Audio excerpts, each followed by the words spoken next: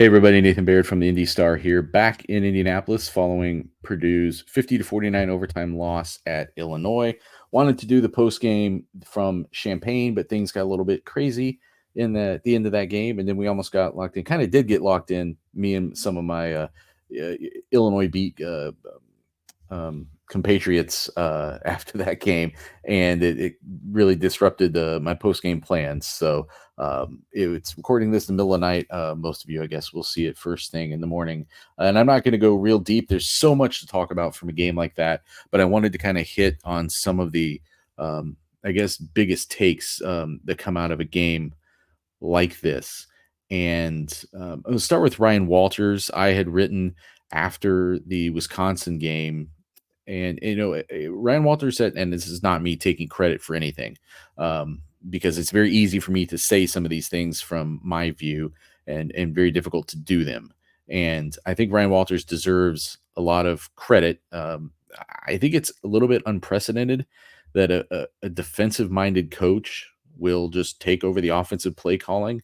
And I thought it was an indication of a coach who saw that he had to be the solution to an ongoing problem. I had talked about after the Wisconsin game, and what I wrote about after that game being that basically has been a very volatile defensive performance with a completely flatlined.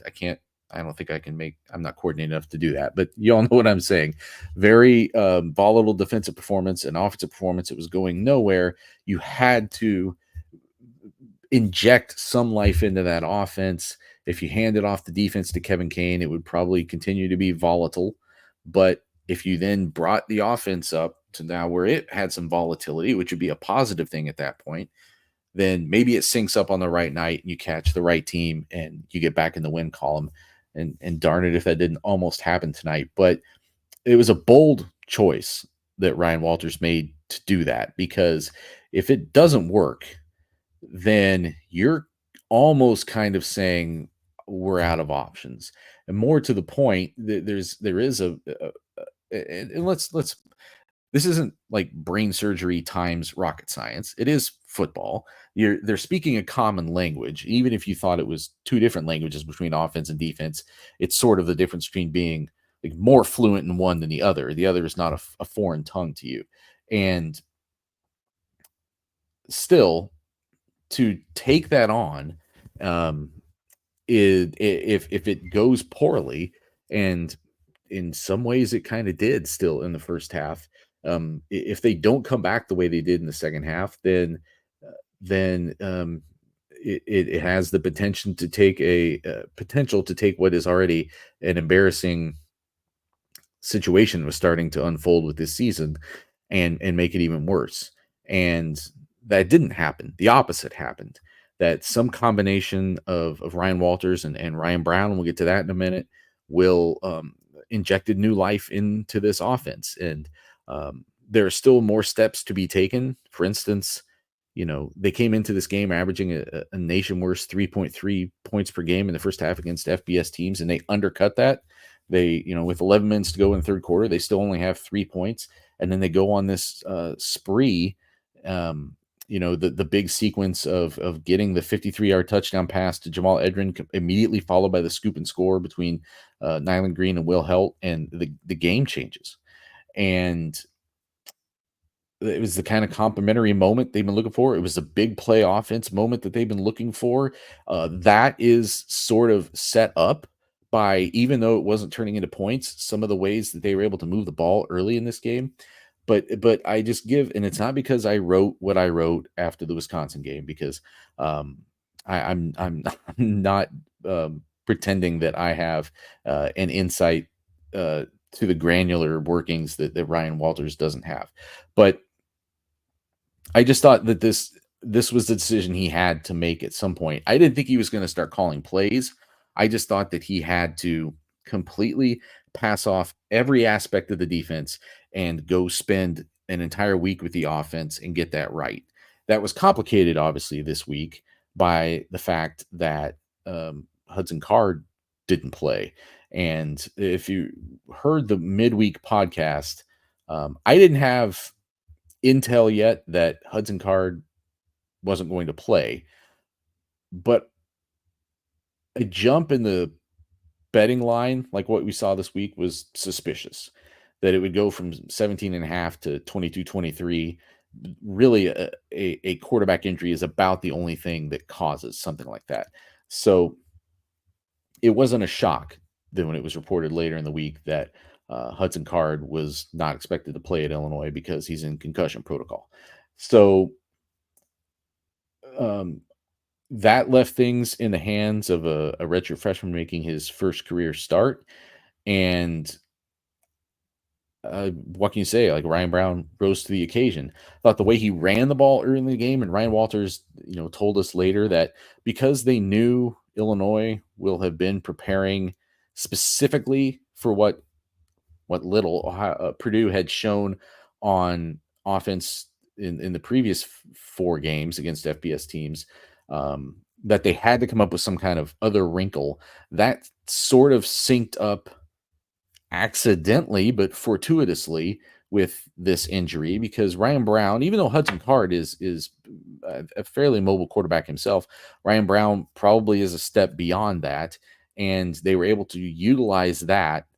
And I tried to ask after the game, was this specifically for this matchup, or were you wanting to do that no matter who the quarterback was? And I don't know if Ryan Walters completely understood what I probably didn't ask it completely correctly, because he said no, we knew Ryan Browne was going to be the quarterback all week, um, and but they also saw that this was their chance to maybe catch Illinois a little bit off guard. He thought Illinois came in, had changed some things defensively to specifically maybe try to victimize where Purdue had shown itself to be vulnerable, and then Purdue didn't play that kind of offense. And I thought you saw, even before Purdue started scoring points, it was at least moving the ball in a way that it had not moved the ball in the first halves of games, um, still this season. And so now the question becomes, with everything Ryan Browne showed, because the running success, I think, directly leads to some of the successes that you saw. I mean, especially things like the reverse flea flicker. Like, Purdue suffered from a lack of creativity on offense through the first four games of this losing streak, right? Who would argue against that? I'm not sure Graham Harrell would have argued against that. Like, there was a creativity that was missing, but there was also a baseline of production that was missing, that upon which then you can build. And in this case, it turned out to be some trickeration, some like real Jeff Brom reverse flea flicker stuff. And you didn't have to even take it to that extreme, but in some ways it's hard to even like start expanding your playbook too much if you can't do the most basic things and give yourselves a chance. Today, I mean, it's just a matter of running plays to get you 7 yards on first down instead of 3, and how much that can changes the complexion of a game. So what happens now at quarterback when you've had this absolute um, just empty offense for weeks, and then worst power conference offense in the country, and then all of a sudden now you go for 500 yards against a ranked team in their stadium? Like, how do you process that? um I think Hudson Card's status plays into this a little bit. Ryan Walters is asked after the game, what's the timeline for Hudson Card? He said he doesn't know. um the follow-up to that, Tom Dienhart from Golden Black was asking the question. Ryan Walters almost cut off the follow-up, which was kind of, is Ryan Browne going to have a chance to still be the starter? And he's like, it was emotional when not tonight. We're not thinking about that right now. But let's be honest. So Purdue now plays on a short week. Oregon, um, which is also going to be coming back from its own sort of emotional roller coaster, although one that it came out on top of, 132-31 at home against Ohio State, now has to fly out to Indiana on a short week and play in on Friday night in Ross State Stadium. But any injury situation, the short week complicates that.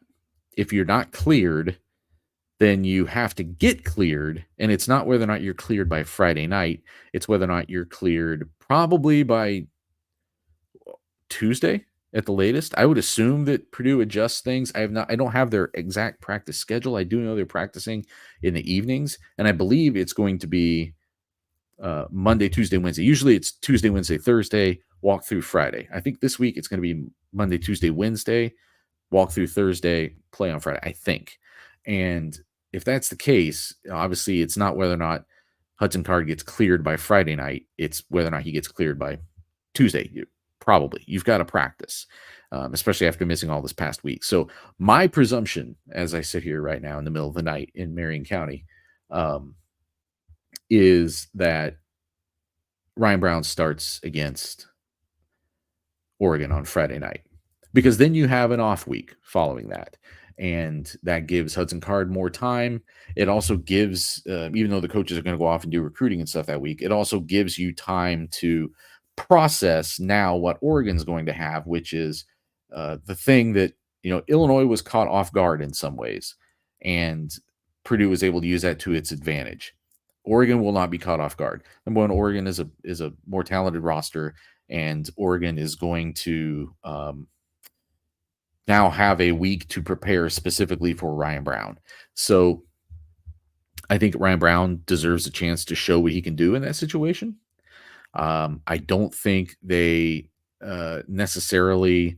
There's no reason to rush Hudson Card back based on what we've seen through the first 5 games. I think in theory, I mean, there was never a question in preseason camp as to who the most talented quarterback on the team was. I don't remember a lot of fans reaching out to me asking why someone wasn't beating Hudson Card out to be the starter. I think it was clear that he was had the best combination of talent and experience. But what when the offense has had no spark and shows any signs of spark, then the question's worth considering. And I think they just need more data to decide what it will be for the true second half of the season. Give Ryan Browne another chance to show what he's made of. But he clearly stepped up in a huge way in the moment tonight. A guy who was making his first career start, had played, did okay against Northwestern last year, had done some mop-up duty this year, but tonight, 18 to 26 for 297 yards, 3 touchdowns, no interceptions. Really did not make mistakes tonight. And I thought that was just a massive positive for him, that he was able to avoid any kind of critical backbreaker that, frankly, I mean, again, it wasn't that long ago this offense had pick sixes in 3 straight weeks. Then he runs for another 118 yards, and that doesn't account for 11 yards he lost on a sack. So really, it's 129 yards on 16 carries. Was the leading rusher, in addition to almost throwing for 300 yards tonight. Just a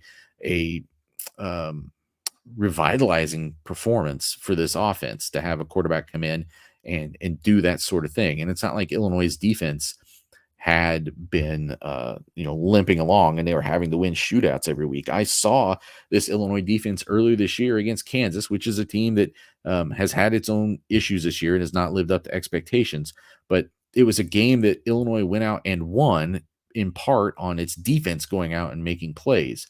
And I was not expecting 536 yards of offense for Purdue tonight. This was an offense that's been averaging 10 first downs a game. It got 21 tonight.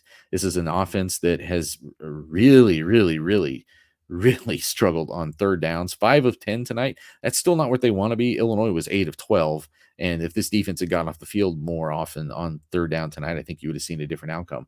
But you might have seen a different outcome. But again, what Ryan Browne did in sort of injecting things into this offense is going to it could carry forward. It's just going to be hard to carry it forward at the same level of success against Oregon. And I feel like that was kind of what I was left feeling after this game, looking at things from Purdue's perspective, where you accomplished a lot tonight. If you're Purdue, you went on the road against a top 25 team without your starting quarterback and took them to overtime and had the ball in your hands to win the game. By the way, totally think that Ryan Walters made the right call to go for 2 in overtime. I think you've got momentum. your defense has just given up a one play touchdown on its possession. So I don't think you have any reasonable expectation that you're going to even force a field goal uh, at the start of the next overtime. Um, and I just thought it was absolutely the right decision. It didn't surprise me at all that they went for it. Uh, they had a decent play call, it looked like, except, it's a chess match. And they had, Devin Mockabee, they had him motion left, but then go back, motion right. Now he's out in the flat. And Ryan Browne takes the snap and looks there, but there was safety help right behind him, and I think even maybe a defender cutting in underneath. So then the secondary drag on that play is Max Clare coming across the middle, but before really, I think Browne could probably even recognize that there was an Illinois linebacker blitzing through a gap, and I can't remember the name of him, but he blitzes, he gets through, and that forces Browne to just start running the other way. And at that point, what really is like you things the play is falling apart. Things would really have to get crazy, although it was a crazy night, but to turn that into 2 points would have been tough at that point. Just um, a moment where both teams dialed something up, and Illinois came out on top. By the way, Purdue was 2 of 2 on 2 point conversions. Prior to that, I think there was another. That's another reason why I would have gone for it. You had shown, even though goal to go situations are again just sort of inexplicably an Achilles heel right now for this team. Um, you had evidence that one play from the 3, you're getting in the end zone. So I thought it was the right call. I don't think it was even of the bold things that happened tonight.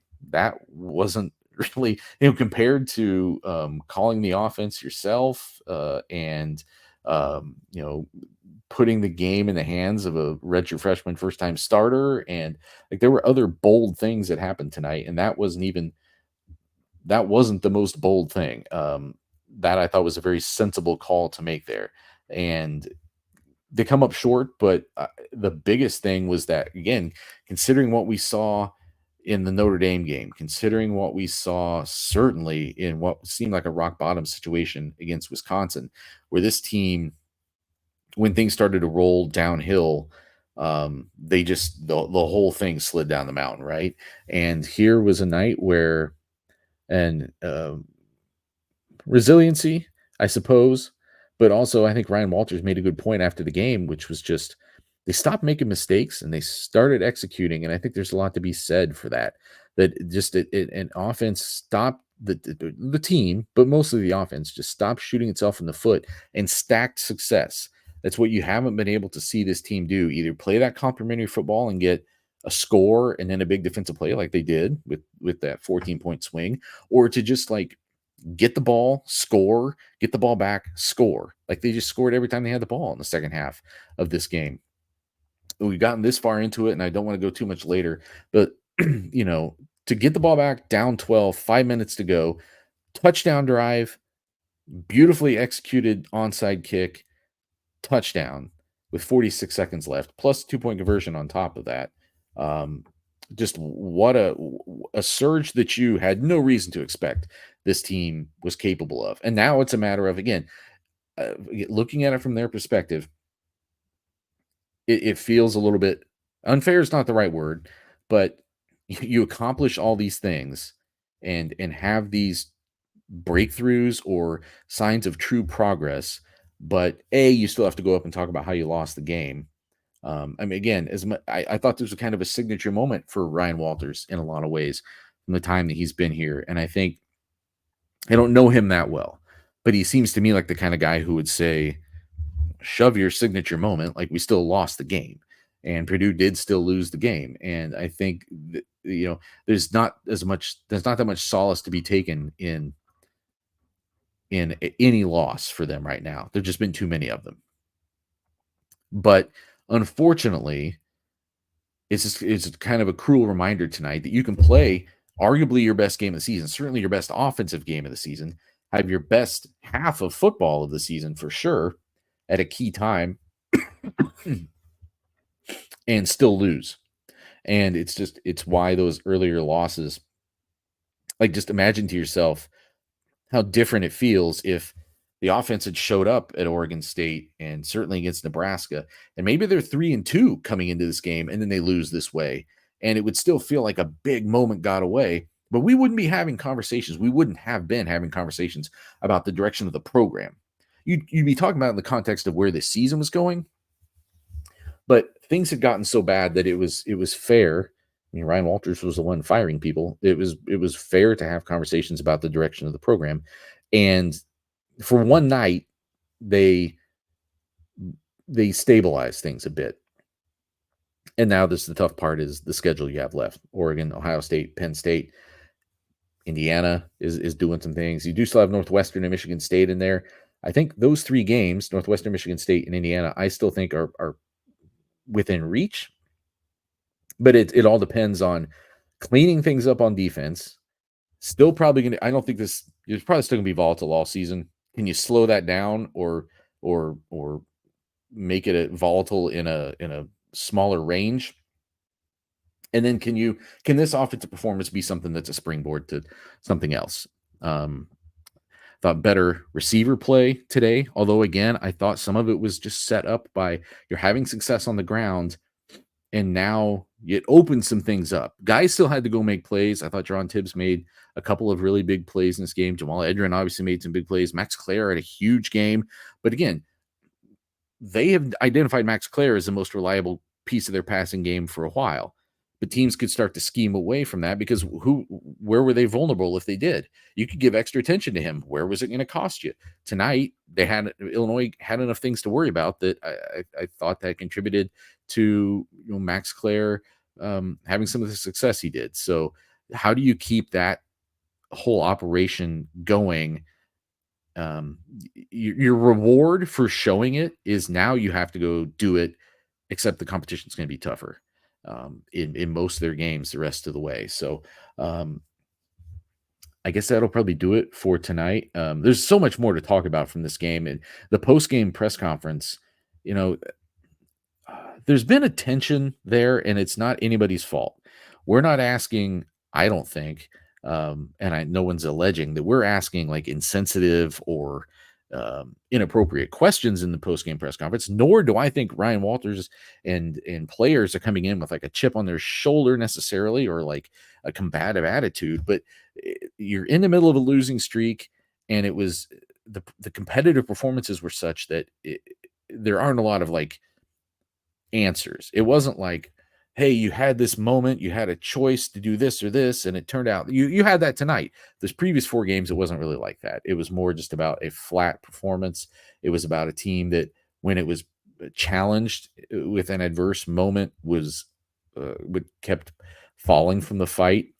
Going into halftime today, after that sequence at the end of the first half, they're down 24-3, and Ryan Walters is interviewed on the radio at halftime. And it was a one question interview, but it was basic. His answer basically being like, it's the same thing. Game gets tight, and we start doing stupid things. I think something along the dumb things, something along the lines of that. To paraphrase him, I think he sensed, like everyone was sensing in that moment, like here's the same thing playing out, and then the second half is kind of a revelation, but. So instead of it being kind of the tense post game that we've been having, and I was anticipating another one of those, it was something just more somber tonight, because this one ripped their guts out a little bit, and that's how they should feel. Like this isn't has the problem at Purdue has not been people not caring enough, and I don't even think it's been people not trying enough. It just becomes questions about talent. It becomes questions about playing and coaching talent and whether they have enough and whether it's being utilized the right way. And tonight was an indication that there's a combination of those things that can win Purdue games this season still. But now, again, it's just they haven't bought themselves the benefit of the doubt. They have to go replicate it. And it's going to be interesting to watch how that all comes together in these next few weeks. There's all sorts of conversations. I mean, we could talk for like another hour probably just about what this means for Ryan Walters, and assuming he's still the head coach at the end of this season, going into next season, and he has to go hire an outside a new offensive coordinator.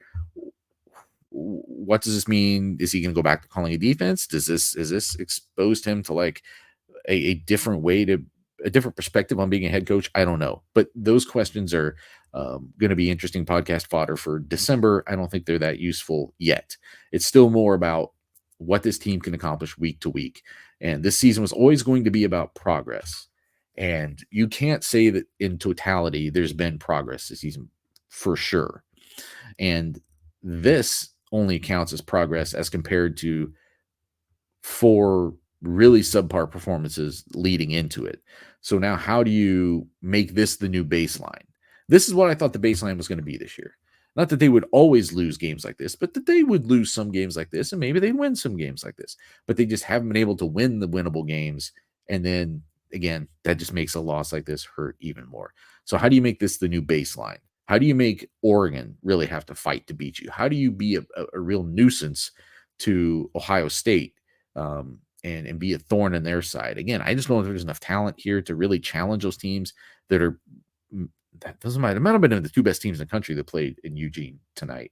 Um, but how do you just maybe being a hard team to beat was the next step this team had to take before it could win a game.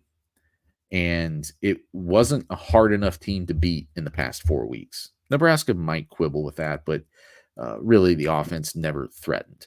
So can this be the new baseline and something that they can build on in the second half of the year, try to get a couple more wins and reassess out of that and come up with something new into next year that can be a step. But getting ahead of ourselves right now, it's really more about Ryan Browne in the week ahead, Oregon's response in the week ahead. Can you use the short week to your advantage with the travel Oregon has to do? We'll see. But that's enough of a late night ramble. We'll be talking to you more again this week on Boilers Extra. Come to IndyStar.com, JCOnline.com all week. I'm going to have more coverage up on either throughout the day, Sunday or into Monday. Just a lot more to discuss from a really interesting night in Champaign. Thanks for listening.